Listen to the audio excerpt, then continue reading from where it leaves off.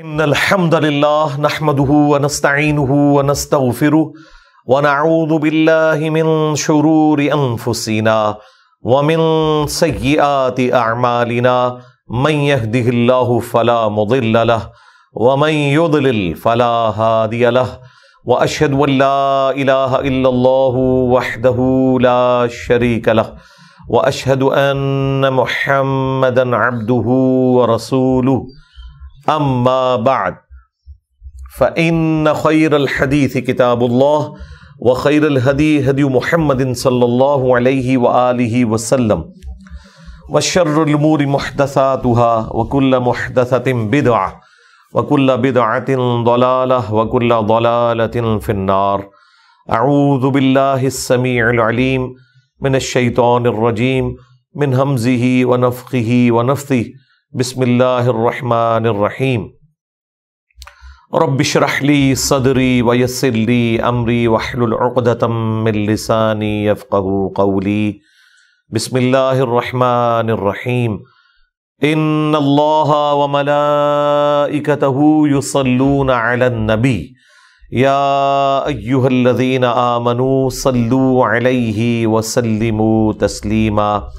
اللہم صلی علی محمد وعلی آل محمد کما صلیت علی ابراہیم وعلی آل ابراہیم انک حمید مجید. اللہم بارک علی محمد وعلی آل محمد کما بارکت علی ابراہیم وعلی آل ابراہیم انک حمید مجید. اللہم ربنا آتنا فی الدنیا حسنہ وفی الآخرۃ حسنۃ وقنا عذاب النار. ربنا آتنا من لدنک رحمہ وہیئ لنا من امرنا رشدا. لا الہ الا انت سبحانک انی کنت من الظالمین. حسبنا اللہ ونعم الوکیل ولا حول ولا قوة الا باللہ العلی العظیم. آمین. آج انشاءاللہ تعالی ہم سورہ ہود کی آیت نمبر 103 سے آنورڈ سٹارٹ لیں گے اور انشاءاللہ آج سورہ ہود کمپلیٹ بھی ہو جائے گی اللہ کے فضل سے. اگلی کلاس انشاءاللہ سورہ یوسف سے شروع ہوگی انشاءاللہ. اعوذ باللہ من الشیطان الرجیم. بسم اللہ الرحمن الرحیم. ان فی ذلک لآیہ، بے شک اس میں ہے عبرت کی نشانی. لمن خاف عذاب الآخرہ، اس کے لیے جو خوف رکھتا ہے آخرت کے عذاب سے. یہ کنکلوڈنگ الفاظ ہیں. مختلف انبیاء کرام علیہم السلام کی قوموں کی تباہی کے حالات بیان کرنے کے بعد سب سے پہلے تفصیل کے ساتھ سیدنا نوح علی نبینا وعلیہ الصلاۃ والسلام اور ان کی قوم کا ذکر آیا تھا. اس کے بعد سیدنا ہود علیہ السلام، پھر صالح علیہ السلام، اس کے بعد شعیب علیہ السلام کے تفصیلی حالات پچھلی کلاس میں آئے، اور پھر موسیٰ علیہ السلام کی قوم کی تباہی کا ذکر ہوا. اس کے اوپر یونیورسل ٹروتھ کے طور پہ یہ ورڈکٹ آئی ہے اللہ تعالیٰ کی طرف سے، ان فی ذلک لآیۃ لمن خاف عذاب الآخرہ. ان تمام واقعات کے اندر جن میں اللہ تعالیٰ نے اپنے نافرمانوں کو تباہ و برباد کیا اور اہل ایمان کو بچا لیا، نشانی ہے عبرت کی ان کے لیے جو خوف رکھتے ہیں اللہ کے عذاب سے جو آخرت کے دن آنے والا ہے. ذالک یوم مجموع لہ الناس، اور یہ آخرت کا دن وہ ہے جس دن پوری انسانیت کو جمع کیا جائے گا. وذالک یوم مشہود، اور یہ حاضری کا دن ہوگا جب سب لوگ اللہ تعالیٰ کے حضور حاضر کیے جائیں گے.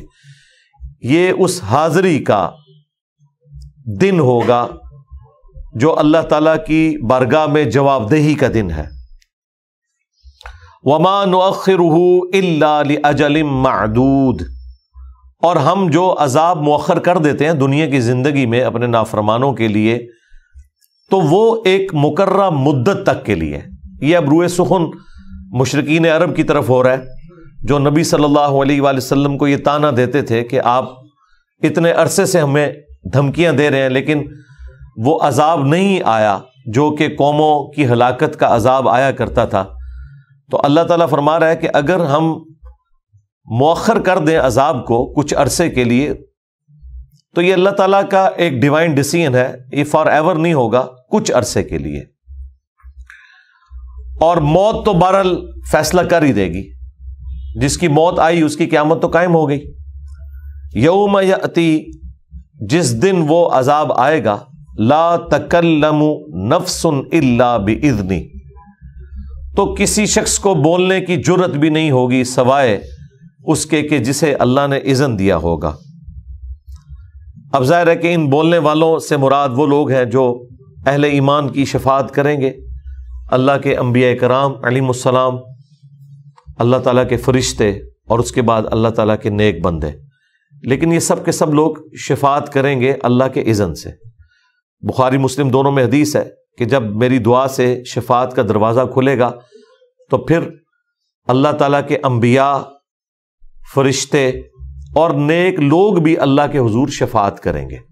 شفاعت بالاذن، اللہ کے اذن کے ساتھ برحق ہے، لیکن وہ شفاعت بالوجاہت، دھونس کے ساتھ نہیں ہے، بلکہ اللہ کی مرضی کے ساتھ ہے. حتیٰ کہ اللہ تعالیٰ یہ بھی ڈیفائن کرے گا کہ کس شخص کی آپ نے شفاعت کرنی ہے. یہ نہیں ہے کہ کوئی پیغمبر یا فرشتہ اپنی مرضی سے کسی کی شفاعت کر لے گا، بالکل ایسا کوئی کانسیپٹ نہیں، وہ اللہ تعالیٰ ڈیفائن کرے گا. اور اس میں ظاہر ہے کہ جامعہ ترمذی میں، سنن ابن ماجہ میں حدیث موجود ہے کہ نبی صلی اللہ علیہ وآلہ وسلم نے فرمایا، میری شفاعت میری امت کے گناہ کبیرہ کرنے والے لوگوں کے لیے بھی ہے، لیکن ہوگی اللہ کی مرضی کے ساتھ. شفاعت رسول پر عقیدہ ایک میری تفصیلی ویڈیو ہے جس میں نے تفصیل کے ساتھ شفاعت کے کانسیپٹ کو کلیئر کیا ہے قرآن کی روح سے، اور یہ بھی بتایا ہے کہ وہ منکرین احادیث جو شفاعت کو صراحتاً قرآن کے خلاف سمجھتے ہیں، ان کی ڈاکٹرن میں کہاں غلطی ہے، اور وہ صوفیاء کا طبقہ جو یہ سمجھتا ہے کہ اللہ کے پیغمبر یا نیک بندے دھونس کے ساتھ کسی کی شفاعت کر سکتے ہیں، وہ بھی بالکل قرآن میں فٹ ان عقیدہ نہیں بیٹھتا. قرآن میں عقیدہ یہ بیٹھتا ہے کہ اللہ تعالیٰ جس کے لیے چاہے گا شفاعت مقرر کرے گا، اور یہ شفاعت کسی شخص کی کسی دوسرے شخص کے حق میں قبول کرنا یہ اللہ کا انعام ہوگا اس شخص کے حق میں. پھر آپ سوچ رہے ہوں گے کہ جس شخص کے ہاتھوں یہ شفاعت کروائی جائے گی اس کا کیا کمال ہے؟ اس کا کمال یہ ہے کہ اللہ تعالیٰ اس کی عزت افزائی فرمائے گا. جس طرح دنیا میں بھی کالجز میں، یونیورسٹیز کے اندر جب کبھی پوزیشن ہولڈر بچوں کو انعام دلوایا جاتا ہے تو اس کے لیے مہمان خصوصی کسی کو بلایا جاتا ہے. اس مہمان خصوصی کی یہ عزت افزائی ہوتی ہے کہ اس کے ہاتھوں سے وہ شیلڈ دی جاتی ہے، حالانکہ وہ مہمان خصوصی وہ شیلڈ نہیں دے رہا ہوتا، شیلڈ تو وہ یونیورسٹی یا کالج دے رہا ہوتا ہے، لیکن اس کی عزت افزائی کی جاتی ہے اس اعتبار سے کہ وہ ایک بڑا شخص ہوتا ہے، اسے آنر دی جاتی ہے. جو پرائز لینے والا ہے، ڈگری لینے والا ہے، اسے بھی پتا ہوتا ہے کہ اس بڑی شخصیت نے مجھے کچھ نہیں دیا بلکہ اس کے ذریعے دلوایا گیا. تو قیامت کے دن کے جو مہمان خصوصی ہیں وہ محمد رسول اللہ صلی اللہ علیہ وآلہ وسلم ہے.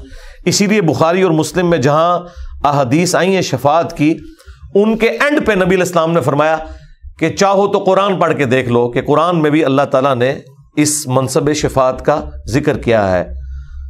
عسیٰ ان یبعثک ربک مقاما محمودا، ان قریب اے محبوب صلی اللہ علیہ وآلہ وسلم آپ کا رب آپ کو اس مقام پر فائز کرے گا جہاں پر ہر کوئی آپ کی تعریف کرے گا. یعنی مقام محمود ہے. یہ مقام محمود ایسا مقام کہ جس کی تعریف کی جائے.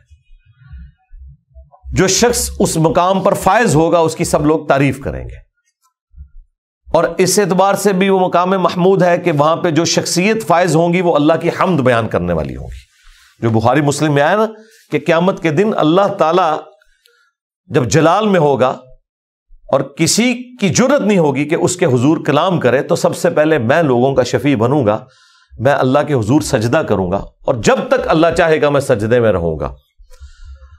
اور پھر اللہ تعالیٰ مجھے ایسے کلمات سکھائے گا جن کے ذریعے میں اللہ کی حمد کروں گا، اور پھر اللہ تعالیٰ مجھے اذن دے گا کہ آپ سوال کریں، آپ کی بات سنی جائے گی، آپ شفاعت کریں، آپ کی شفاعت قبول کی جائے گی، اور میرے لیے پھر اللہ تعالیٰ تعداد مقرر کرے گا، اور یوں تعداد مقرر ہوتی رہے گی۔ ہر دفعہ نبی علیہ السلام جہنم کی طرف تشریف لے جائیں گے اور اپنے امتیوں کو نکالیں گے، حتیٰ کہ جب آخری دفعہ جائیں گے تو داروغ جہنم سیدنا مالک علیہ السلام کہیں گے کہ آج آپ کا کوئی امتی بھی جہنم میں نہیں، سوائے اس کے کہ جسے قرآن نے روک لیا ہے،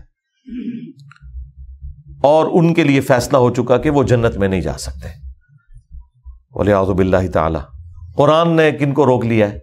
إِنَّهُ مَن يُشْرِكْ بِاللَّهِ فَقَدْ حَرَّمَ اللَّهُ عَلَيْهِ الْجَنَّةَ وَمَأْوَاهُ النَّارُ وَمَا لِلظَّالِمِينَ مِنْ أَنصَارٍ۔ بے شک جو کوئی اللہ کے ساتھ شرک کرے گا، اللہ نے ایسے شخص کے اوپر جنت حرام کر دی ہے، اس کا ٹھکانہ جہنم ہے، وہاں اس کا کوئی مددگار نہیں ہوگا۔ وَلِعَوْذُ بِاللَّهِ تعالی، حتیٰ کہ بخاری مسلم میں آیا کہ نبی علیہ السلام نے کہا کہ اللہ تعالیٰ نے ہر پیغمبر کو ایک دعا دی تھی، اور یہ وعدہ کیا تھا کہ یہ دعا آپ کی مقبول ہوگی۔ ہر پیغمبر نے اپنے حصے کی دعا دنیا کی زندگی میں کر لی۔ نوح علیہ السلام نے دعا کی، اللہ تعالیٰ نے ان کی قوم کو برباد کر دیا۔ میں نے اپنے حصے کی دعا سنبھال کر رکھی ہے قیامت کے دن کے لیے، اور میری اس دعائے شفاعت سے میرے ہر امتی کو نفع پہنچے گا، سوائے اس شخص کے کہ جس نے دنیا میں شرک کیا ہوا۔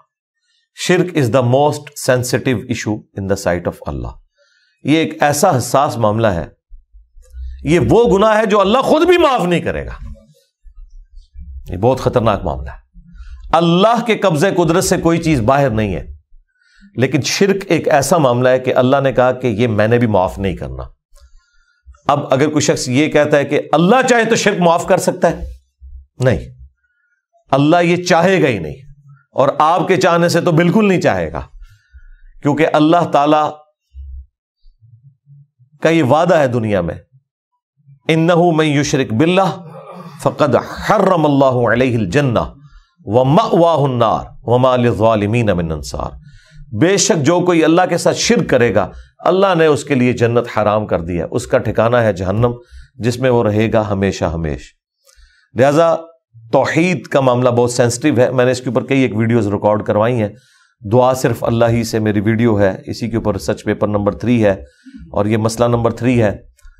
اور اس کے بعد پھر میں نے جب دوبارہ قرآن کلاسز ریکارڈ ہوئیں تو اس میں تفصیل کے ساتھ سورۃ النساء کی آیت نمبر 48 کے کانٹیکسٹ میں کم از کم 3 لیکچرز ریکارڈ کروائے ہیں توحید اور شرک کے حوالے سے۔ توحید سے متعلق 10 دھوکے، وہ اسی کا ایک حصہ ہے۔ تو یہاں پر بھی اللہ تعالیٰ نے یہ ذکر فرمایا کہ قیامت کے دن کسی کی جرت نہیں کہ اللہ کے حضور کلام بھی کر سکے، سوائے اس کے کہ جس کو اللہ نے اذن دیا ہوگا وہ شفاعت کر لے گا، اور وہ بھی جو اللہ تعالیٰ مقرر کرے گا۔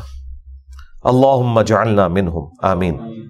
فمنہم شقی و سعید، تو ان میں سے بعض بدبخت ہوں گے اور بعض خوش نصیب ہوں گے۔ لیکن یہ یاد رکھیے گا، یہ بدبختی یا خوش بختی انہوں نے دنیا میں کمائی ہے، یہ کوئی اللہ تعالیٰ کی ڈیوائن مور نہیں ان کے اوپر لگ گئی کہ اللہ تعالیٰ نے زبردستی ان کو جہنم میں بھیجنا تھا اور ان کو جنت میں بھیجنا تھا، وہ اپنے اعمال کے سبب کے ہیں۔ اور اگر یہ کوئی عقیدہ نہیں مانتا تو پھر قرآن کا مقدمہ، انبیاء کا مقدمہ دھڑم سے نیچے گر پڑے گا، کیونکہ انبیاء دنیا میں آئے اس لیے کہ فری ول انسان کو دی گئی ہے، سوائے ان چیزوں کے کہ جن کے بارے میں اللہ نے پوچھنا بھی نہیں ہے۔ وہ چیزیں تقدیر سے تعلق رکھتی ہیں۔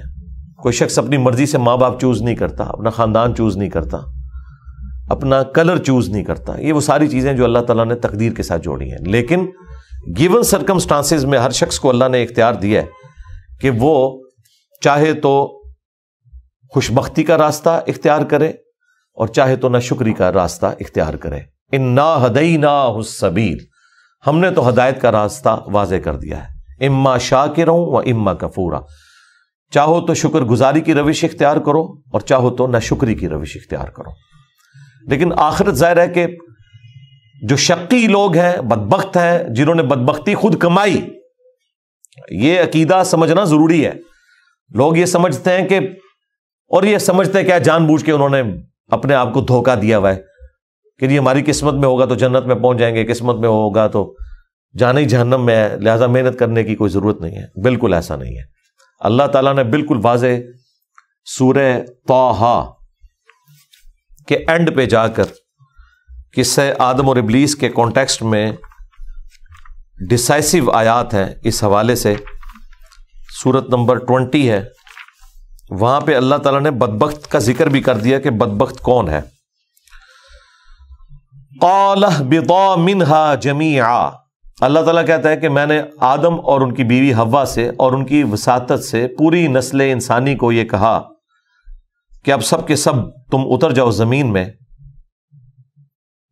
بَعْضُكُمْ لِبَعْضٍ عَدُوٌّ، تم میں سے بعض کے دشمن ہوں گے، فَإِمَّا يَأْتِيَنَّكُمْ مِنِّي هُدًى، تو یاد رکھنا جب کبھی بھی میری طرف سے کوئی ہدایت کی کتاب آئے گی، ظاہر ہے پیغمبر کے ساتھ آئے گی، فَمَنِ اتَّبَعَ هُدَايَ، تو جو کوئی بھی اتباع یعنی پیروی کرے گا اس ہدایت کی کتاب کی، فَلَا يَضِلُّ وَلَا يَشْقَى، تو نہ تو وہ گمراہ ہوگا اور نہ بدبخت ہوگا۔ یہ دیکھ لیں، یہ وہی شکی لفظ آ گیا، یعنی جو ہدایت کی پیروی کرے گا وہ اپنے آپ کو خوش بخت بنا لے گا، اور جو ہدایت کی پیروی نہیں کرے گا وہ خود بدبخت اپنے آپ کو بنائے گا۔ یہ نہیں ہے کہ یہ نعوذ باللہ کوئی اللہ تعالیٰ ظلم کرنے والا ہے انسانوں کے اوپر، نہیں۔ فَأَمَّا الَّذِينَ شَقُوا، تو جو لوگ پھر بدبخت شکی ہوں گے، فَفِي النَّارِ، وہ ہوں گے جہنم میں، لَهُمْ فِيهَا زَفِيرٌ وَشَهِيقٌ، اور ان کے مقدر میں وہاں چیخنا اور چلانا ہی ہوگا۔ اللہم لا تجعلنا منہم، اللہم اجرنا من النار۔ سرکار یہ بس پڑھنے میں اس تکلیف کا کوئی کیا اندازہ لگا سکتا ہے جس تکلیف سے اہل جہنم کو گزرنا پڑے گا۔ دنیا میں تو کوئی دو میٹھے بول بھی آپ کے لیے بول سکتا ہے، نہیں تو موت آپ کی تکلیف کو ختم کر دے گی، لیکن آخرت کے بارے میں تو قرآن میں آیا کہ آج ایک موت نہیں ہزاروں موتیں مانگو، موت تمہیں نہیں آئے گی۔ ثم لا يموت فيها ولا يحيا، نہ تم زندوں میں ہوگے نہ مردوں میں، یعنی سسپینڈڈ پوزیشن کے اندر۔ تو وہاں پر ان کا مقدر چیخنا اور چلانا ہوگا۔ خالدین فیہا، وہ اس میں رہیں گے ہمیشہ ہمیش، ما دامت السماوات والارض، جب تک آسمان اور زمین قائم ہے، الا ما شاء ربک، ہاں مگر تیرا رب جو چاہے، یعنی اللہ کی قدرت سے یہ چیز باہر نہیں ہے۔ اللہ تعالیٰ چاہے تو ہمیشہ کا عذاب ختم کر سکتا ہے، لیکن یہ اللہ چاہے گا یا نہیں چاہے گا۔ باقی پورے قرآن کا مقدمہ تو یہی بتاتا ہے ہمیں کہ اہل جہنم ہمیشہ ہمیش جہنم میں رہیں گے۔ اللہ کے اوپر کسی کا زور نہیں ہے، لیکن اس طرح کی آیات سے اس قسم کے رزلٹ نکالنا جس طرح بعض صوفیاء نے نکالے، آپ دیکھیں محی الدین ابن عربی اور ابن تیمیہ دونوں ایک دوسرے کے کتنے دشمن ہیں، آپس میں زمانی ترتیب میں 200 سال کا فرق ہے۔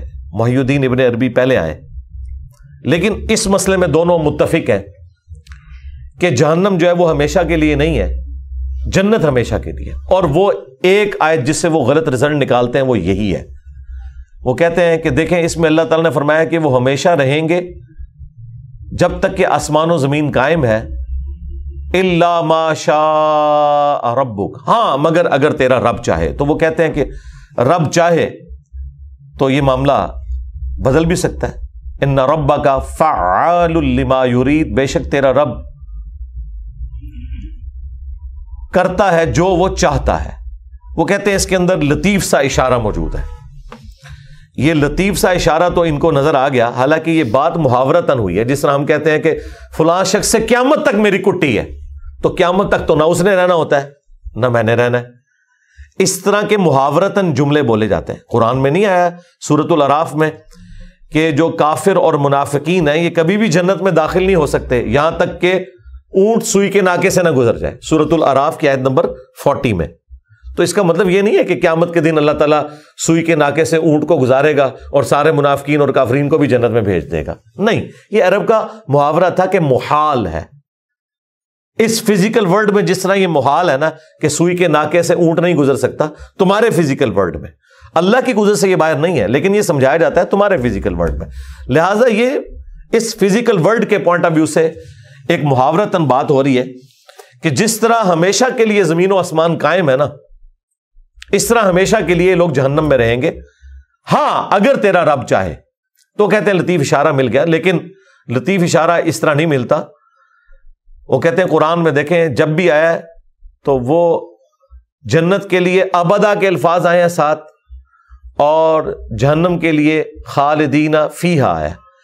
تو میں نے قرآن حکیم سے اس حوالے سے ڈسکشن کی تھی کہ نہیں، جہنم کے لیے بھی اس طرح کے الفاظ آئے ہیں، وہاں پھر وہ تعویل کرتے ہیں اس کی بنیاد کے اوپر. لہٰذا میرا خیال ہے کہ قرآن و سنت نے جو تفصیلات ہمیں نہیں بتائی، اس اعتبار سے خود ان میں کوئی لچ فرائی کرنے کی کوشش نہیں کرنی چاہیے. خام خواہ ایک ایسا عقیدہ لوگوں کو بتا رہے ہیں کہ پہلے لوگ نافرمان ہیں اور پھر آپ ان کو اس طرح کی امید اور دلاسے دلا رہے ہیں. اور یہی کام ہمارے استاد جاوید احمد غامدی صاحب نے بھی کیا، انہوں نے بھی وہی صوفیہ والا رزلٹ اس حوالے سے نکالا. بہرحال ہم اس کے ساتھ ایگری نہیں کرتے. میری تو خواہش ہے کہ ایسا ہی ہو جس طرح یہ سوچ رہے ہیں، لیکن میری خواہش سے تو کچھ نہیں ہونے کا، یہ تو اللہ کی مرضی ہے. پھر بعض اوقات لوگ یہ بھی سوال کرتے ہیں کہ یہ اللہ تعالیٰ کے انصاف کے منافی ہے کہ 60 سال کے شرک کے بدلے میں ہمیشہ کی جہنم دے دی جائے. انصاف تو یہ ہونا چاہیے کہ 60 سال کے بدلے 60 سال جہنم میں جلے. تو میرے بھائیوں اس کا جواب یہ ہے کہ یہ 60 سال کی جہنم کے بدلے، یہ 60 سال کی دنیا کے شرک کے بدلے ہمیشہ کی جہنم، اس گناہ کی انٹینسٹی کی وجہ سے توحید کے اندر کرپشن کرنا اور شرک میں مبتلا ہونا، یہ اتنا بڑا جرم ہے کہ اس کی سزا ہمیشہ کی جہنم بنتی ہے، چاہے وہ ایک لمحے کے لیے بھی کوئی کرے. لیکن توبہ کر کے مر گیا تو وہ سورۃ الفرقان میں آیت نمبر 69 میں اللہ تعالیٰ نے 3 بڑے بڑے گناہ گنوائے ہیں، ان سے بڑا کوئی گناہ نہیں. نمبر 1 شرک، نمبر 2 قتل ناحق، اور نمبر 3 بدکاری. اور آیت نمبر 70 میں فرمایا کہ اگر کوئی ان گناہوں سے بھی توبہ کر لے ہم اس کے گناہوں کو بھی نیکیوں سے بدل دیں گے دنیا کی زندگی میں. یہ اللہ تعالیٰ کی رحمت ہے. لیکن آخرت میں اگر کوئی پہنچا تو یہ اتنا سینسٹیو ایشو ہے کہ دنیا میں جو چیز اوور لک نہیں ہونی چاہیے تھی وہ اللہ کی ذات تھی. اس لیے یہ اتنا بڑا جرم ہے کہ ہمیشہ کی جہنم یا لاکھوں کروڑوں سال کی جہنم کا عذاب جسٹیفائی ہے. باقی اللہ تعالیٰ چاہے تو اس کی اپنی مرضی، اللہ تعالیٰ کے اوپر کسی کا زور نہیں ہے.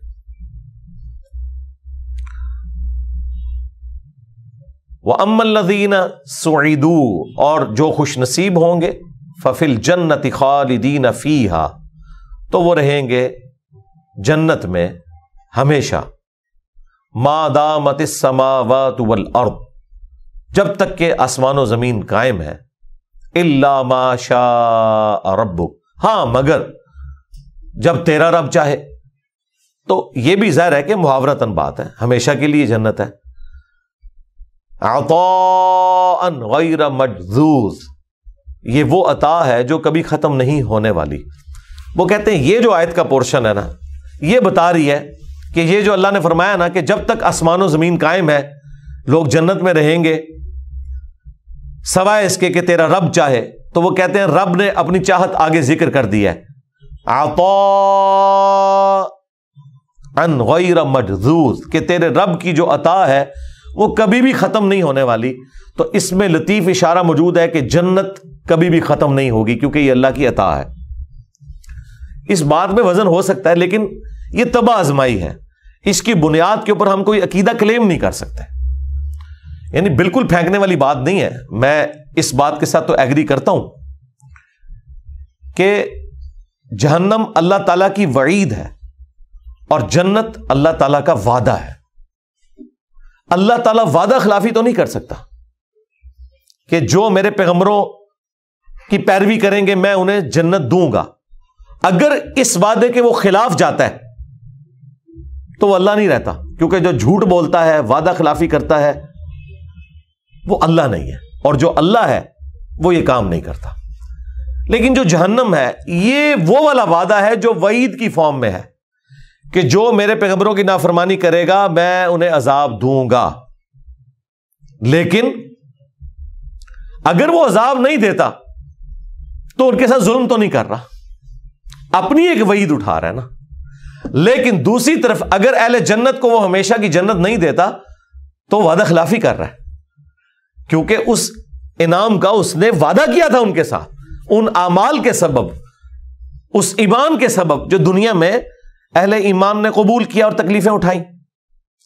تو اللہ تعالیٰ کی صفت عدل چیلنج ہو جاتی ہے اگر وہ اہل جنت کو جنت نہ دے، لیکن اگر وہ اہل جہنم کو معاف کر دے تو اس سے اس کی صفت عدل چیلنج نہیں ہوتی، سوائے اس چیز کے کہ قیامت کے دن اللہ تبارک و تعالی اگر کفار نے جو اہل ایمان پر ظلم کیے ہیں ان کا بدلہ نہ دلوائے تو وہ تو ہونا ہی ہونا ہے بھائی، وہ تو صحیح مسلم میں حدیث ہے، اگر ایک سینگ والی بکری نے دنیا میں بغیر سینگ والی بکری کو مارا ہوگا تو قیامت والے دن اللہ تعالیٰ ان 2 بکریوں کو بھی زندہ کرے گا جو شریعت کی مکلف نہیں ہے، اور اللہ تعالیٰ بغیر سینگ والی بکری کو سینگ دے گا اور کہے گا کہ بدلہ اتار، تو وہ بدلہ تو اترنا ہے۔ وہ تو بخاری میں حدیث ہے کہ دنیا میں جو کسی کے ساتھ لین دین کا معاملہ ہے وہ کر لو، ورنہ آخرت میں تمہیں نیکیاں دینی پڑیں گی، آخرت کی کرنسی نیکیاں ہے، درہم اور دینار نہیں چلیں گے۔ اور اس کو سپورٹی وہ مسلم کی حدیث کہ جب نبی الاسلام نے صحابہ سے پوچھا کہ جانتے ہو مفلس کون ہے، تو صحابہ کرام نے کہا کہ ہم تو مفلس اسی کو سمجھتے ہیں جس کے پاس دنیا کا مال و متاع نہ ہو۔ تو آپ نے فرمایا میری امت کا مفلس وہ ہے جو پہاڑوں کے برابر اپنے نامہ اعمال میں نماز، روزہ، حج، زکوٰۃ کی نیکیاں لے کر آیا، لیکن آیا اس حال میں قیامت کے دن کہ دنیا میں کسی کو مارا، کسی کو پیٹا، کسی کو ناحق ڈانٹا، کسی کا خون بہایا، کسی کو ذہنی ٹینشن دی، جتنے حقوق العباد کے معاملات ہیں وہ لوگ اپنا حق لینے کے لیے آ جائیں گے، اور یہاں پہاڑوں کے برابر نماز، روزہ، حج، زکوٰۃ۔ اللہ تعالیٰ فرمائے گا کہ اب بدلہ یہ ہے کہ اس کے ایکویلنٹ اس کی نیکیاں لے کے جاؤ۔ وہ سب کے سب لوگ ایک ایک کر کے اپنا بدلہ اتاریں گے حتیٰ کہ اس کے نامہ اعمال خالی ہو جائے گا، ختم۔ ابھی بھی کچھ لوگ باقی ہوں گے جن کے ساتھ اس نے ظلم کیا ہوگا، یعنی وہ اپنے کوئی عبادت کے گھمنڈ میں ہوگا۔ اب وہ لوگ کہیں گے یا اللہ ہم کیا کریں؟ اللہ تعالیٰ فرمائے گا کہ اس کی نیکیاں تو ختم ہو گئی ہیں، اب تمہارے گناہ اس کے کھاتے میں ڈالے جائیں گے۔ اندازہ کریں، حالانکہ گناہ انہوں نے کیے ہوئے ہیں، ہونا تو چاہیے ان گناہوں کی سزا وہ بھوگتے ہیں، لیکن اللہ تعالیٰ فرمائے گا کہ چونکہ تم پہ ظلم ہوا تھا، اس ظلم کے بدلے جو تمہیں تکلیف اٹھانی پڑی، اس تکلیف کے بدلے میں تمہارے یہ گناہ معاف کرتا ہوں، لیکن یہ گناہ اب اس کے نامہ اعمال میں ڈالتا ہوں، اور اسے اوندھا منہ کر کے جہنم میں ڈال دیا جائے گا۔ اتنی نیکیوں کے باوجود حقوق العباد کے معاملے میں اس نے جو سستی دکھائی ہوگی، لوگوں پر ظلم کیا ہوگا، اس کی کوئی نیکی کام نہیں آئے گی۔ اکثر لوگ سوچتے ہیں نا ہم نے اتنی نیکیاں کی ہیں جی، اگر ایک برائی ہو بھی گئی تو اینڈ پہ تولی جائے گی نا، امید ہے کہ یہ معاملہ بہتر ہو جائے گا۔ یہ تو اللہ کو پتہ ہے، ہو سکتا ہے کہ کسی ایک شخص کے ساتھ ظلم کرنا آپ کی پوری زندگی کی نمازیں ہی لے جائے۔ اس لیے حقوق العباد کا معاملہ بہت سینسٹیو ہے۔ فَلَا تَكُ فِي مِرْيَةٍ مِّمَّا يَعْبُدُ هَٰؤُلَاءِ، تو اے نبی صلی اللہ علیہ وآلہ وسلم آپ شک میں مبتلا نہ ہو جانا ان جھوٹے معبودوں کے معاملے میں جن کی یہ پرستش کرتے ہیں۔ تو ظاہر ہے یہ نبی علیہ السلام نے تو شک میں مبتلا نہیں ہونا تھا، آپ کے ذریعے سے امت کو یہ سکھایا جا رہا ہے۔ ما يعبدون الا كما يعبد آباؤهم من قبل، یہ تو نہیں پوج رہے مگر ایسے ہی جیسے کہ بغیر دلیل کے آباء و اجداد ان کے اسی باطل ٹریک کے اوپر چلتے آ رہے تھے، تو یہ بھی انہی کے پیچھے چل رہے ہیں۔ وَإِنَّا، اور بے شک ہم، لَمُوَفُّوهُمْ نَصِيبَهُمْ غَيْرَ مَنْقُوصٍ، یقیناً پورا دینے والے ہیں انہیں ان کا حصہ جس میں ذرا کمی نہیں ہوگی۔ اہل ایمان کو انعام کی شکل میں پورا حصہ مل جائے گا، اور جو اللہ کے مجرم ہیں انہیں بھی پورا حصہ ملے گا، ان کے اعمال جو برے دنیا میں کیے ان کا بدلہ ملے گا۔ ان کے بھی کسی معاملے کے اندر کوئی کمی نہیں لائی جائے گی. اللہم حاسبنا حسابا یسیرا، آمین. وَلَقَدْ آتَيْنَا مُوسَى الْكِتَابَ، اور بے شک ہم نے موسیٰ علیہ السلام کو کتاب دی تھی. فَاخْتُلِفَ فِيهِ، پھر ان کے جانے کے بعد ان کی زندگی میں بھی ایسا ہوا کہ کتاب کے معاملے میں لوگوں نے اختلاف کیا. وَلَوْلَا كَلِمَةٌ سَبَقَتْ مِنْ رَبِّكَ، اگر تیرے رب کے ہاں یہ بات پہلے طے نہ پا چکی ہوتی کہ اللہ نے یہ ڈیوائن ڈیسیژن کیا ہے کہ فوراً نہیں پکڑتا، لَقُضِيَ بَيْنَهُمْ، تو اس دنیا میں کب سے ان کا فیصلہ ہو چکا ہوتا. جو جیوز آپ کی دعوت قبول نہیں کر رہے، انہوں نے اپنی کتاب کی مخالفت کی ہے. موسیٰ علیہ السلام کی کتاب میں آپ کے بارے میں پروفیسیز موجود تھیں، لیکن آپ صلی اللہ علیہ وآلہ وسلم کا ان لوگوں نے انکار کیا. اگر اللہ کے ہاں یہ بات طے نہ پا چکی ہوتی، یہ اللہ کا رول ہے کہ اللہ تعالیٰ فوراً پکڑ نہیں فرماتا، تو کب سے فیصلہ ہو چکا ہوتا. وَإِنَّهُمْ لَفِي شَكٍّ مِّنْهُ مُرِيبٍ، اور بے شک وہ ایسے شعبے میں پڑ چکے ہیں جو انہیں بے چین کر دینے والا ہے. دیکھیں، شک انسان کو بے چینی دیتا ہے. جب دماغ، عقل یہ بتا رہی ہو کہ یہ بات درست ہے، دل گواہی دے رہا ہو، لیکن آپ معاشرے کے پریشر کی وجہ سے اپنی چودراہٹ کو قائم کرنے کی خاطر یا اپنے آباء و اجداد کی محبت کے اندر حق کو قبول نہیں کرتے کہ لوگ کہیں گے کہ اس نے اپنے آباء و اجداد کا راستہ چھوڑ دیا، تو آپ بظاہر تو ایک زندہ انسان ہوتے ہیں، لیکن وہ چلتی پھرتی آپ لاش ہوتے ہیں، کیونکہ آپ کا ضمیر آپ کو ملامت کرتا رہتا ہے. اللہ یہ کہ اللہ تعالیٰ کسی کو توفیق دے دے اور وہ حق قبول کر لے.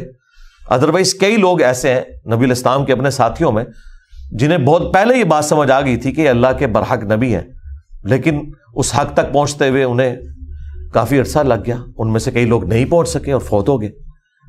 تو یہ اللہ تعالیٰ کی خاص کرم نوازی ہوتی ہے کہ کسی کو حق نظر آئے.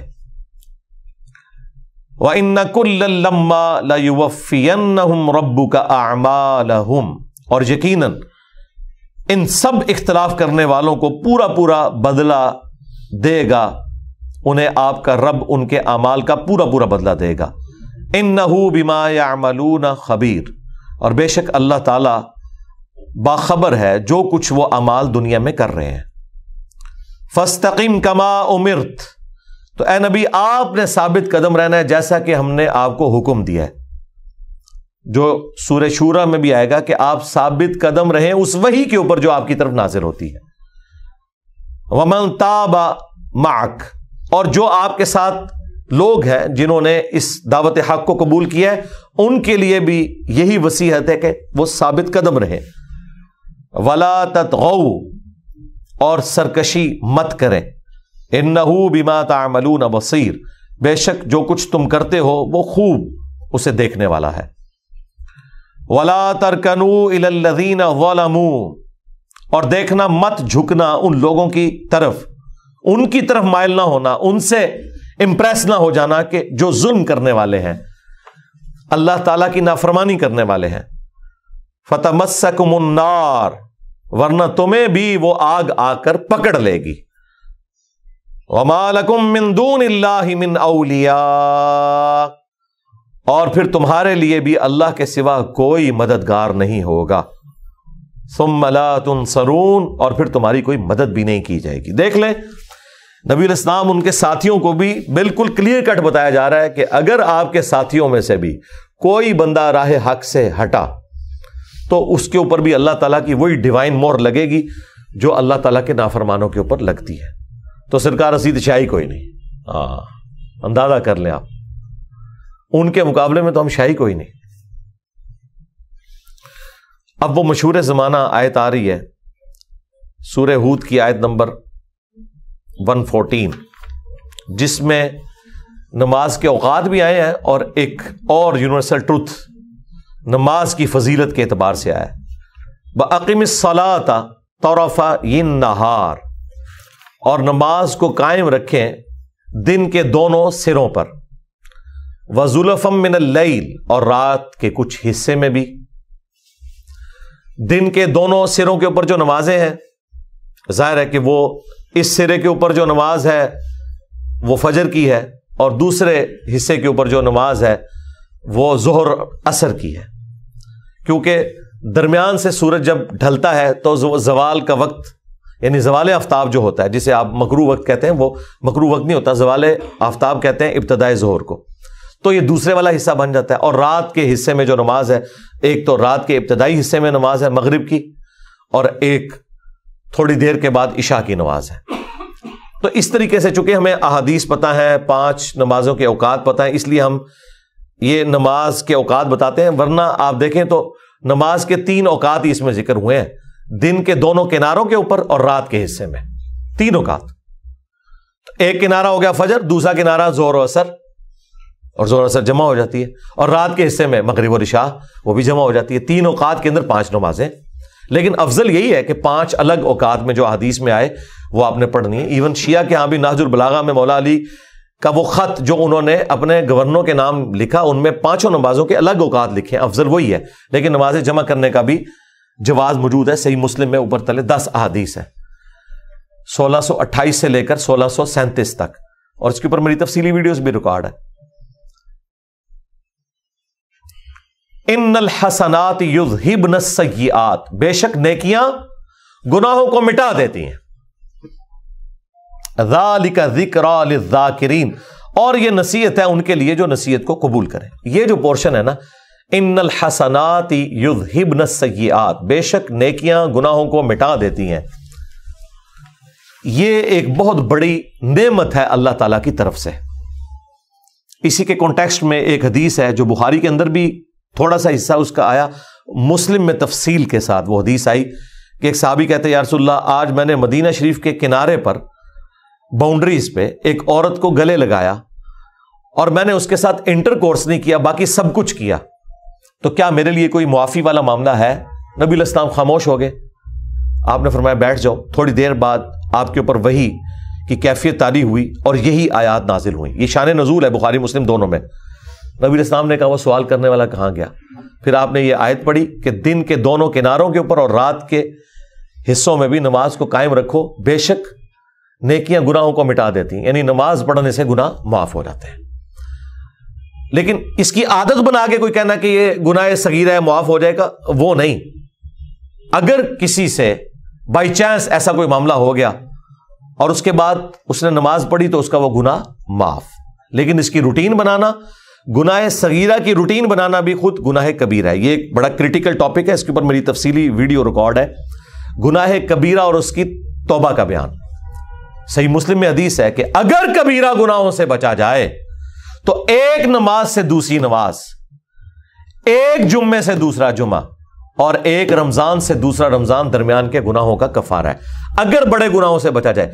اب کوئی شخص کہے کہ میں ایک جمعہ پڑھ لوں، ادھر سے دوسرا جمعہ پڑھ لوں اور درمیان کے سارے گناہ معاف، نہیں، اس میں الفاظ ہے اگر کبیرہ گناہوں سے بچا جائے۔ تو نماز چھوڑنے سے بڑا تو کوئی کبیرہ گناہ ہی نہیں ہے۔ قرآن میں ہے وَأَقِیمُوا الصَّلَاةَ وَلَا تَكُونُوا مِنَ الْمُشْرِکِینَ، نماز قائم رکھنا، مشرک نہ ہو جانا۔ اور مسلم شریف میں حدیث 246، بندے کے کفر اور ایمان، شرک اور اسلام کے درمیان فرق کی نماز ہے۔ تو نماز تو وہ گناہ کبیرہ ہے کہ جو کفر کے اندر لے جاتا ہے انسان کو عملاً، لہذا ایک جمعے سے دوسرا جمعہ درمیان کے گناہوں کا کفارہ ہے اگر کبیرہ گناہوں سے بچا جائے، یہ الفاظ ہے۔ اور لوگ سمجھتے ہیں شاید ہم نے ایک جمعہ پڑھ لیا، ادھر سے دوسرا جمعہ پڑھا اور درمیان کی ساری نمازیں معاف، نہ، اس طرح نہیں ہونا، یہ بہت کریٹیکل ایشو ہے۔ تو نیکیاں گناہوں کو کھا جاتی ہیں، مٹا دیتی ہے، لیکن چھوٹے گناہوں کو، بڑے گناہ صرف توبہ سے معاف ہوتے ہیں۔ اور توبہ کی ڈیفینیشن یہ ہے کہ گناہ کے اوپر شرمندگی کا اظہار اور آئندہ گناہ نہ کرنے کا پکا عہد کرنا۔ اب یہ ہماری بدقسمتی ہے کہ جتنے گناہ ہمیں معلوم ہے وہ سارے کبیرہ ہی ہیں، وہ نمازوں سے معاف نہیں ہونے، وہ توبہ سے معاف ہونے۔ مثلا ماں باپ کی نافرمانی، شرک تو خیر بہت بڑا گناہ، بدکاری، قتل ناحق، چوری، گالی گلوچ، غیبت، چغلی، جادو، شراب نوشی، جوا، سود، یہ جتنے گناہ ہیں قرآن، بخاری اور مسلم کی احادیث کی روشنی میں یہ سب کے سب بڑے گناہ ہیں جو نمازیں پڑھنے سے معاف نہیں ہونے، جب تک کہ کوئی شخص سچی توبہ کر کے اپنی اصلاح نہیں کر لیتا۔ پاکستانی توبہ نہیں، اللہ کی توبہ، توبۃ نصوحا، ایسی توبہ جو آگے کو نصیحت ہو جائے۔ یہ تفصیلی ٹاپک ہے، اس کے اوپر آپ میری ویڈیو دیکھیں، گناہ کبیرہ اور اس کی توبہ کا بیان۔ وَاصْبِرْ، تو اے نبی صبر کیجئے، فَإِنَّ اللَّهَ لَا يُضِيعُ أَجْرَ الْمُحْسِنِينَ، بے شک اللہ تعالی نیکوکاروں کے اجر کو ضائع نہیں فرماتا۔ یعنی اپنے ساتھیوں کو بھی یہ آپ حوصلہ افزائی کریں کہ اللہ تعالیٰ کسی کی نیکیاں ضائع نہیں کرے گا۔ صبر کے ساتھ آپ نیکی کی روش اختیار کرتے رہیں، آپ کو اجر ملے گا۔ فَلَوْلَا كَانَ مِنَ الْقُرُونِ، تو کیوں نہ ایسا ہوا امتوں میں، قوموں میں، من قبلکم، تم سے پہلے جتنی گزری، اولو بقیۃ ینہون عن الفساد، کہ ایسے لوگ ہوتے کہ جو لوگوں کو روکتے فتنہ اور فساد سے، فی الارض، زمین میں، الا قلیلا ممن، ہاں چند ایک تھے ان میں جو نیکی کا حکم دیتے تھے اور برائی سے روکتے تھے، قلیلا ممن انجینا منہم، جنہیں ہم نے نجات دے دی ان میں سے۔ اب دیکھ لیں، اللہ تعالیٰ کہہ رہے ہیں کہ ہم نے نجات ہمیشہ ان لوگوں کو دی ہے جو لوگوں کو برائی سے روکتے ہیں۔ صرف خود نیک کام کر لینا کافی نہیں ہے، بلکہ لوگوں کو برائی سے روکنا ہے۔ جو سورۃ العصر میں کامیابی کی 4 شرائط آئی ہیں، الا الذین آمنوا وعملوا الصالحات، ایمان لانا، نیک اعمال، لیکن وتواصوا بالحق، حق بات کی آپ نے وصیت کرنی ہے۔ حق بات تو میرے بھائی قریبی رشتہ دار سننے کے لیے تیار نہیں ہوتے، وہ جانی دشمن بن جاتے ہیں۔ وتواصوا بالصبر، اور پھر حق بات کے بدلے میں جو تکلیف اٹھانی پڑے اس پہ صبر بھی کرنا ہے۔ واتبع الذین ظلموا، اور پیچھے پڑے رہے ظالم اس عیش کے، ما اترفوا فیہ، جو ہم نے دنیا میں انہیں عیش دیا تھا، وکانوا مجرمین، اور وہ تھے ہی مجرم۔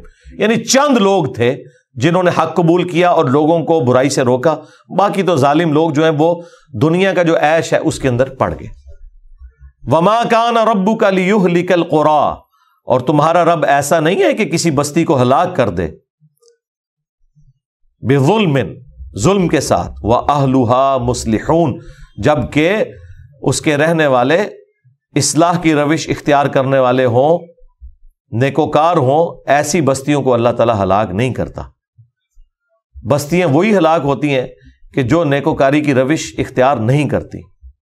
ہاں یہ ہو سکتا ہے کہ ان بستیوں میں نیک لوگ بھی موجود ہوں اور بظاہر بعض اوقات اللہ تعالیٰ کی گرفت میں آ جائیں، ایسا بھی ہو جاتا ہے قدرتی آفات کے اندر، تو دنیا میں بظاہر تکلیف ہے، آخرت ان کی انشاءاللہ تعالیٰ اللہ کے حضور نیکوکاری والی ہوگی۔ یہ دنیا میں تکلیف کے طور پہ بعض اوقات ایسا ہو بھی جاتا ہے۔ غزوہ بدر کے اندر مسلمانوں کی غلطی کی وجہ سے بعض صحابہ شہید ہو گئے۔ غزوہ احد کے اندر جب بھگدڑ مچ گئی تھی تو اس تکلیف سے انہیں گزرنا پڑا، لیکن ان کا مرنا مسلمانوں کے ہاتھوں اور کافروں کا مرنا مسلمانوں کے ہاتھوں برابر نہیں ہے، اور دنیا میں بعض اوقات ایسا ہو جاتا ہے۔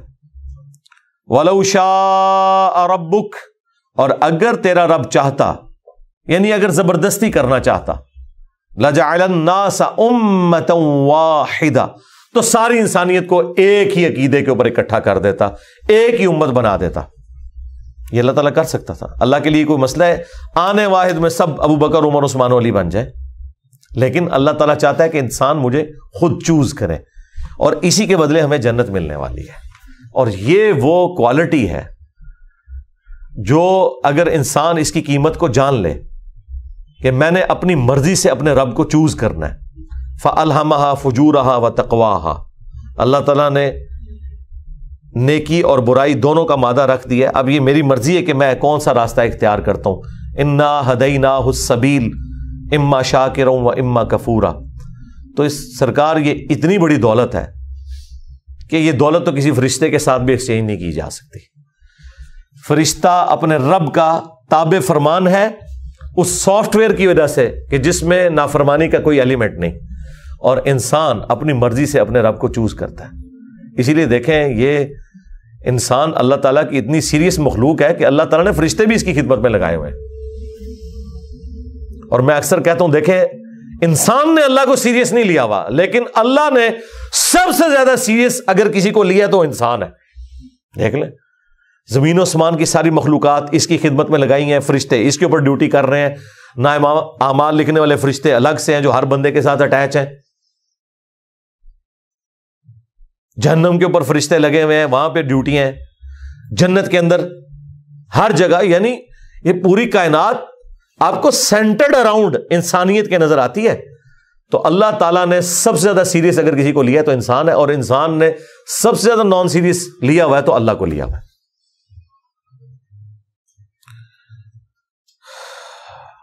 تو اللہ تبارک و تعالیٰ فرما رہا ہے کہ ایسا کبھی نہیں ہوا کہ اللہ تعالیٰ کسی ایسی بستی کو ہلاک کر دے جو نیکوکار ہو، اور اگر اللہ تعالیٰ نے زبردستی ہدایت دینی ہوتی تو سب لوگوں کو ایک ہی دین کے اوپر جمع کر دیتا.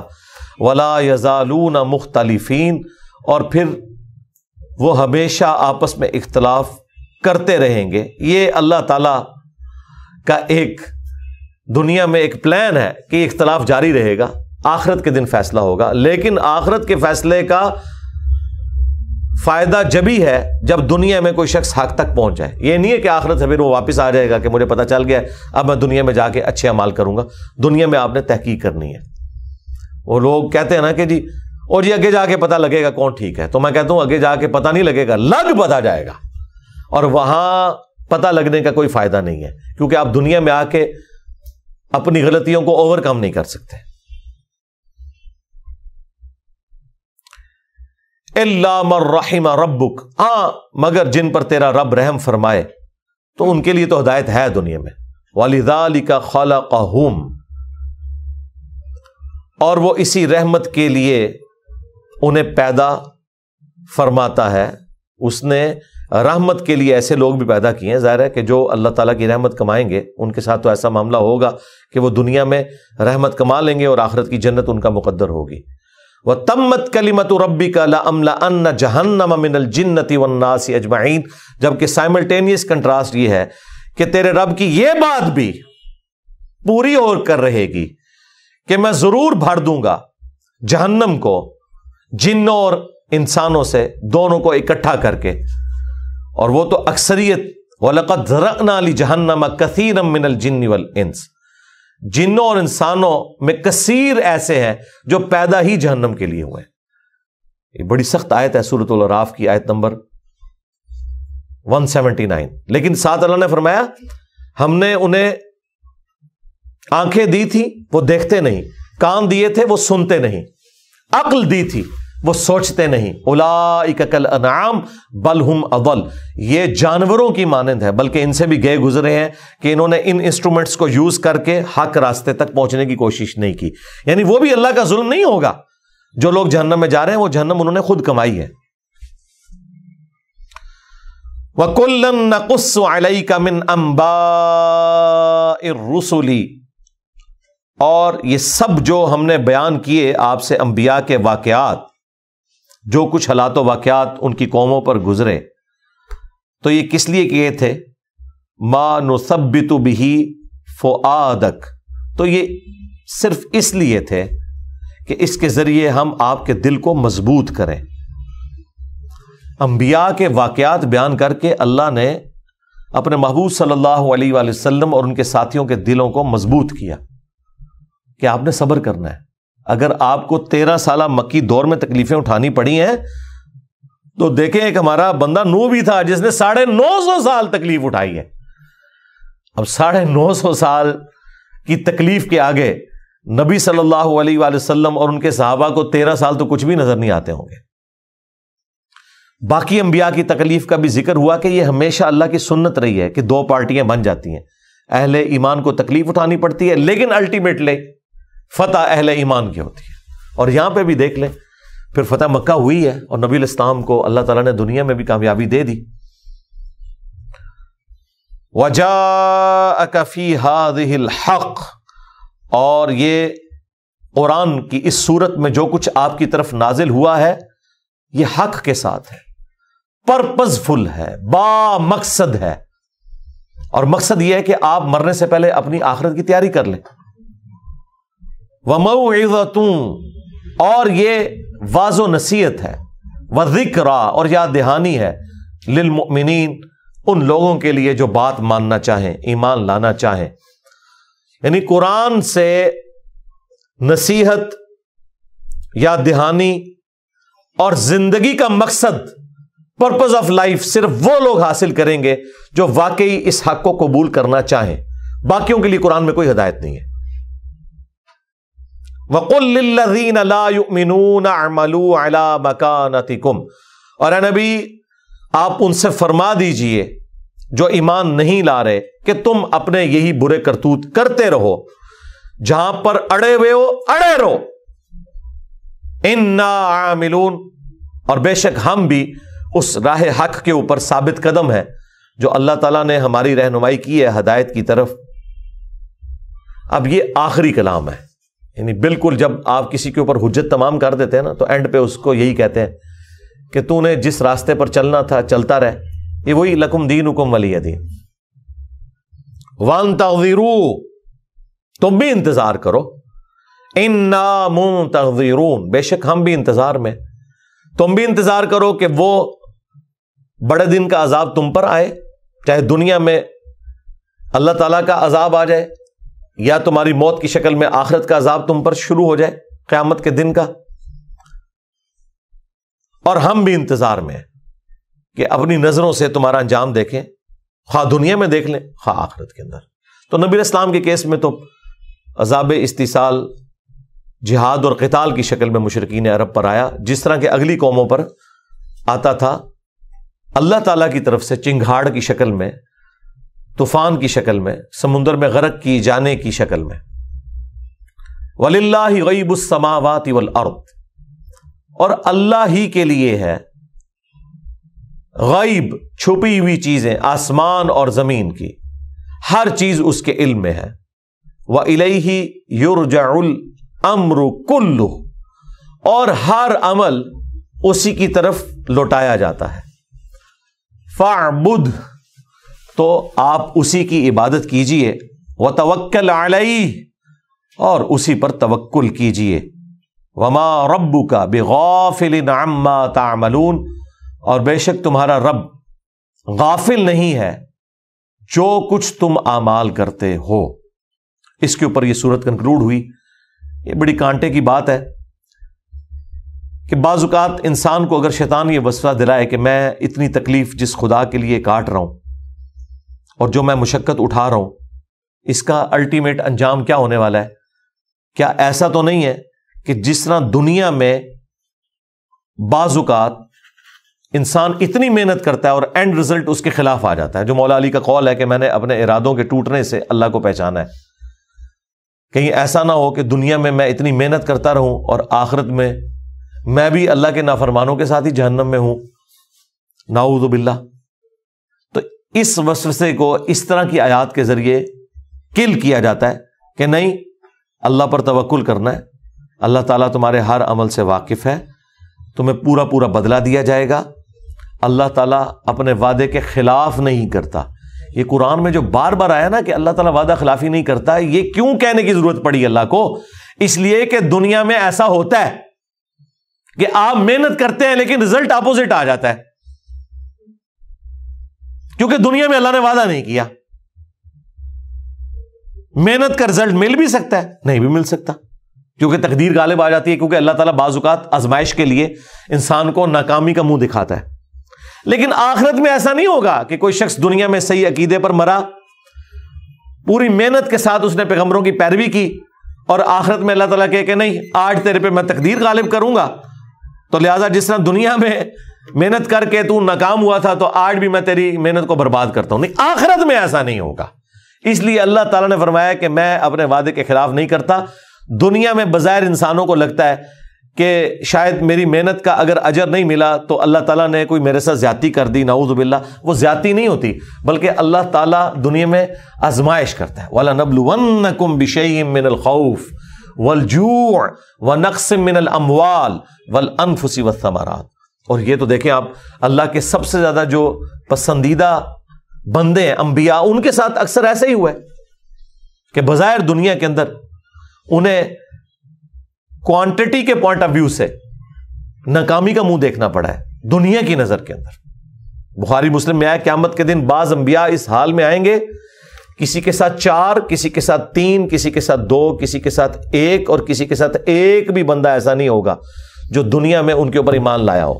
اب مجھے بتائیں، وہ انبیاء جو دنیا میں خالی ہاتھ رخصت ہو گئے اور آخرت میں اللہ کے سامنے پیش ہو رہے ہیں، اور اللہ پوچھ رہا ہے کہ بتاؤ، قرآن میں تو آیا سورۃ الاعراف میں کہ ہم انبیاء سے بھی پوچھیں گے کہ تم نے دعوت کا کام کیا یا نہیں کیا، اور ہم قوموں سے بھی پوچھیں گے جن کی طرف پیغمبر بھیجے گے کہ تم نے پیغمبروں کو کیا جواب دیا تھا، اور انبیاء سے پوچھیں گے کہ تم نے ان کو کیا دعوت دی تھی، تم نے اپنا کام کیا کہ نہیں کیا۔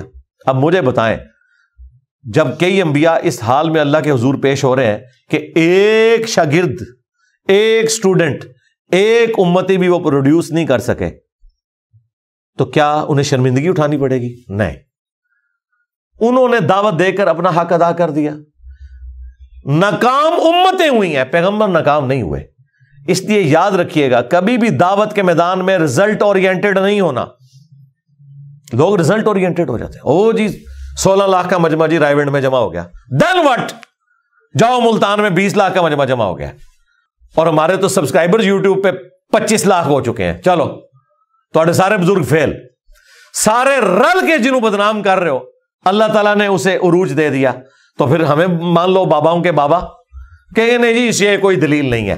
سرکار پہلے تو ہوتی تھی، ہمارے دنیا میں چھوڑے جانے کے بعد یہ دلیل کوئی نہیں رہی ہے، پہلے ہوتی تھی جی، سواد اعظم، تعداد زیادہ، اتنی دنیا پاگل ہے۔ تو آج ہم کہتے ہیں یہ اتنی دنیا پاگل ہے جو تمہارے پاگلوں کے ماننے والوں کو چھوڑ کے اس شخص کے ساتھ جڑ گئی ہے جس کی قبر مدینے میں ہے صلی اللہ علیہ وآلہ وسلم۔ تم لوگ محنت کر کے اس دعوت حق کو بدنام کرنے کی کوشش کرتے ہو، وہ نیگیٹو انٹینشن کے ساتھ بات سنتے ہیں، پھر بھی تمہیں چھوڑ کے ہمارے ذریعے نبی الاسلام کے ساتھ اٹیچ ہو جاتے ہیں۔ تو پھر بڑے بزرگ تو وہ ہوئے نا کہ جنہوں نے پرانے سارے بزرگ فیل کر دیے۔ تو یہ ختم نبوت کی برکت ہے کہ آج اتنے بڑے بڑے مجمع، اتنی کثیر تعداد کے اندر لوگ حق بات قبول کر رہے ہیں، ورنہ اگلے انبیاء سے لوگوں نے حق قبول نہیں کیا تھا۔ تو یہ اس امت کی بہت بڑی فضیلت ہے۔ یہ اگر آپ چیزیں دیکھیں تو پھر آپ کو امت محمدیہ صلی اللہ علیہ وآلہ وسلم کو جو اللہ تعالیٰ نے ختم نبوت کی برکت سے جو کام شفٹ کیا نبیوں والا، اور پھر نبی الاسلام کی نسبت کی برکت سے اتنی بڑی جو کامیابی ہے، یہ کسی اور پیغمبر کے ماننے والوں کو نہیں ملی۔ پھر آپ کو اس چیز کا احساس ہوگا کہ بخاری مسلم میں کیوں آیا کہ جنتیوں کا نصف میری امت سے ہوگا۔ نبی الاسلام نے فرمایا اللہ تعالیٰ نے ہر نبی کو کوئی نہ کوئی معجزہ دیا، یہ بخاری مسلم کے الفاظ ہیں، اور اس نبی پر اس معجزے کی وجہ سے لوگ ایمان لاتے تھے۔ مجھے اللہ تعالیٰ نے وحی کا معجزہ دیا ہے، اور میں اللہ سے امید کرتا ہوں سب سے زیادہ متبعین میرے ہوں گے قیامت کے دن، کیونکہ میرا معجزہ سب سے بڑا ہے، قرآن۔ اللہم ثبتنا علی القرآن۔ اللہ تعالیٰ سے دعا ہے جو حق بات میں نے کہی اللہ تعالیٰ ہمارے دلوں میں راسخ فرمائے۔ اگر جذبات میں میرے منہ سے کوئی غلط بات نکل گئی تو اللہ تعالیٰ ہمارے دلوں سے اسے دھو ڈالے، ہمیں معاف بھی فرما دے، ہمیں کتاب و سنت کی تعلیمات پر عمل کر کے دوسرے بھائیوں تک پہنچانے کی توفیق عطا فرمائے۔ سبحانک اللہم و بحمدک، اشہد ان لا الہ الا انت، استغفرک و اتوب الیک، وما علینا الا البلاغ المبین۔ جزاکم اللہ خیرا۔